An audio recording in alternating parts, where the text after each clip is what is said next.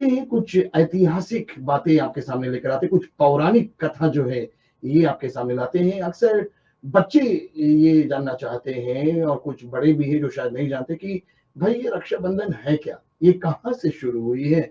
इसे क्यों मनाया जाता है? और रक्षाबंधन भाई और बहनों के बीच में ही क्यों मनाया जाता है? और इस दिन बहन अपने भाइयों को रक्षाबंधन क्यों बाँधती है? धागा को ये क्या है? इस धागे में क्या ताकत है? आइए इस विषय में हम थोड़ी चर्चा करते हैं। सबसे पहली जो कथा है ये आती है भविष्य पुराण में। और भविष्य पुराण के अनुसार देवताओं और देवताओं और राक्षसों में युद्ध हुआ।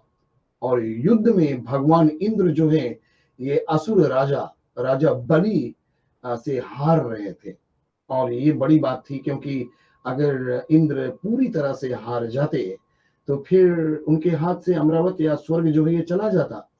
और उस समय इंद्र बड़े दुखी थे और इंद्र के साथ साथ देवतागण भी दुखी थे। और इंद्र की पत्नी जो है ये भी काफी दुखी थी और इन्होंने भगवान विष्णु से सहायता मांगी।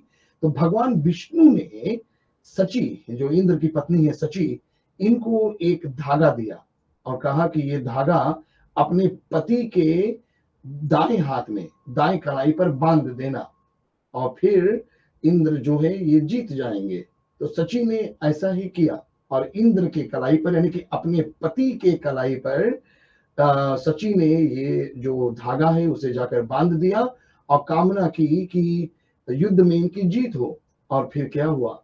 हुआ ऐसा ही कि जब इंद्र फिर से युद्ध में गए तो राजा बलि जो है वो इंद्र से हार गए और पुनः अमरावती पर इंद्र ने अपना अधिकार कर लिया। और यहाँ से इस पवित्र धागे का प्रचलन जो है ये आरंभ हुआ। और इसके बाद युद्ध में जाने से पहले जो पत्नियां थी वो अपने पति के कलाई पर रक्षा कवच जो है राखी जो ये बांधती थी। ये पुरातन कथा है और उस समय और अभी जब कई सारे युद्ध हुआ करते थे, कुरुक्षेत्र के मैदान में महाभारत इत्यादि हुआ और बहुत सारे बड़े बड़े युद्ध हुए, उस समय भी पत्नियां जो थी, जो स्त्रियां थी पत्नियां, वो अपने पति के हाथों पर ये जो रक्षा सूत्र है ये बांध कर उनको भेजती थी।